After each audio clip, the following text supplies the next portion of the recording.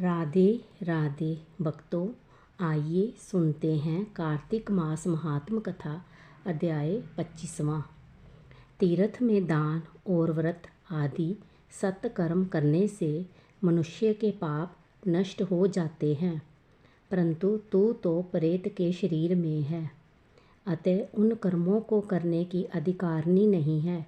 इसीलिए मैंने जन्म से लेकर अब तक जो कार्तिक का व्रत किया है, उसके पुण्य का आधा भाग मैं तुझे देता हूँ, तो उसी से सद्गति को प्राप्त हो जा।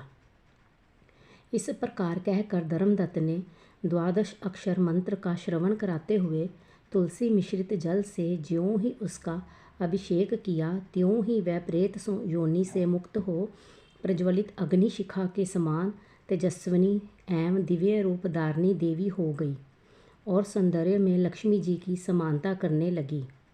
तदंतर उसने भूमि पर दंड की भांति गिरकर ब्राह्मण देवता को प्रणाम किया और हर्षित होकर गदगद वाणी में कहा, हे द्विज श्रेष्ठ, आपके प्रसाद से आज मैं इस नरक से छुटकारा पा गई।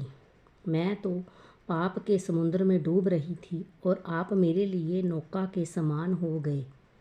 वह इस प्रकार ब्राह्मण से कह रही थी कि आकाश से एक दिव्य विमान उतरता दिखाई दिया। वह अत्यंत प्रकाशमान एवं विष्णु रूपधारी पार्षदों से युक्त था। विमान के द्वार पर खड़े हुए पुण्यशील और सुशील ने उस देवी को उठाकर श्रेष्ठ विमान पर चढ़ा लिया। तब धर्मदत्त ने बड़े आश्चर्य के साथ उस विमान को देखा और विष्णु रूपधारी पार्षदों को देखकर साष्टांग प्रणाम किया।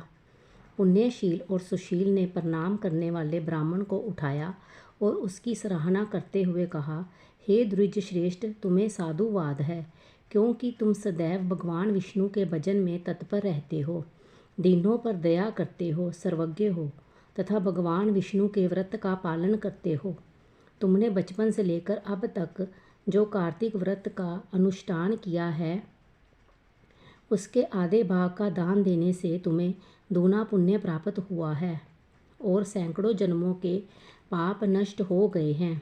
अब ये बैकुंठ धाम में ले जाई जा रही है। तुम भी इस जन्म के अंत में अपनी दोनों स्त्रियों के साथ भगवान विष्णु के बैकुंठ धाम में जाओगे और मुक्ति प्राप्त करोगे।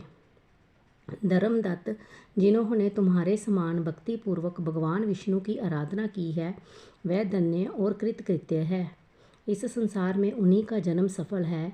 भली भांति आराधना करने पर भगवान विष्णु देहधारी प्राणियों को क्या नहीं देते हैं। उन्होंने ही उतानपाद के पुत्र को पूर्व काल में ध्रुव पद पर स्थापित किया था। उनके नामों का स्मरण करने मात्र से समस्त जीव सद्गति को प्राप्त होते हैं। पूर्व काल में ग्रहग्रस्त गजराज उन्हीं के नामों का स्मरण करने से मुक्त हुआ था। तुमने जन्म से लेकर जो भगवान विष्णु को संतुष्ट करने वाले कार्तिक व्रत का अनुष्ठान किया है, उससे बढ़कर ना यज्ञ है, ना दान और ना ही तीर्थ है। विप्रवर, तुम धन्य हो, क्योंकि तुमने जगत गुरु भगवान विष्णु को प्रसन्न करने वाला कार्तिक व्रत किया है, जिसके आधे भाग के फल को पाकर ये स्त्री हमारे साथ भगवान लोक में जा रही है। कथा समाप्त हुई। राधे राधे। कृपया मेरे चैनल को लाइक, शेयर, कमेंट और सब्सक्राइब करें।